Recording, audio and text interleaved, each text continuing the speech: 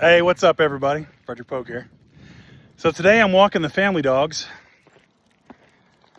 And one on the left, that's Biscuit, and the other one on the right, that's Rocky. And you got a nice little jet in the background there too, above my head. So today, I was talking with my business partner about a project.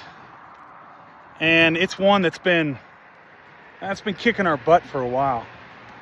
Been through multiple revisions. We just couldn't get it to work. And on this last go around, well, I was bound and determined to try to get it to work. Matter of fact, I was so bound and determined because I didn't want to admit that I didn't have the ability to not make it work. I kept trying to force it. When lo and behold, it finally took me just sitting down with my business partner and my writing partner and saying, well, what exactly do you want to do with this writing project?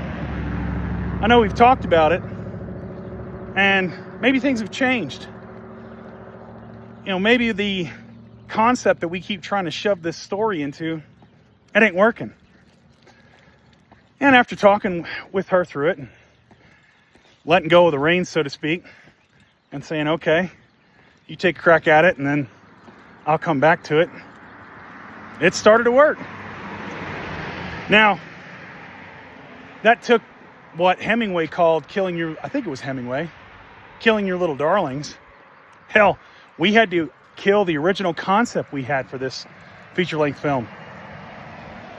Because the story we ended up crafting around this concept, it didn't fit. And we liked the story much more than we did the concept.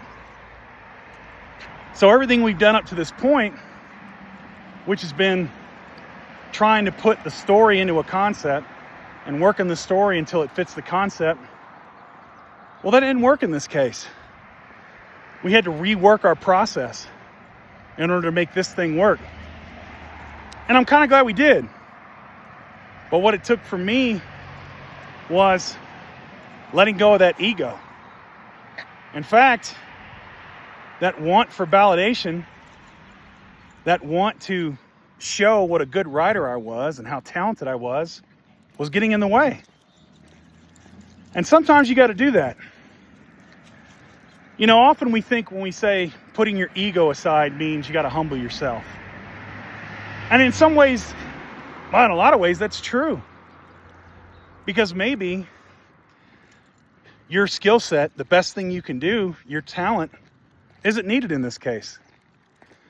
Because maybe by using that and by trying to show everybody that you can do it, you're just making it worse. Instead of just stopping and asking yourself, what does this situation require? What does it require of me? And what should I be doing here?